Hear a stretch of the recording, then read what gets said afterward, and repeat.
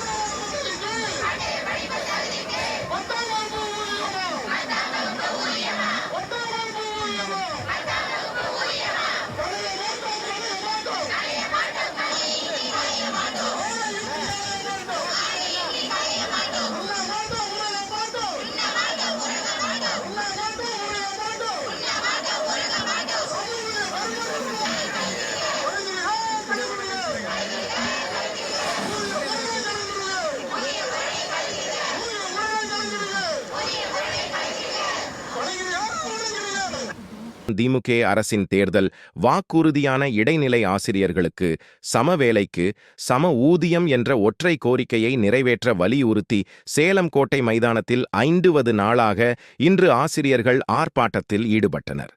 இந்த ஆர்ப்பாட்டத்திற்கு சங்கத்தின் மாவட்ட தலைவர் ராஜேந்திரன் தலைமை தாங்கினார்.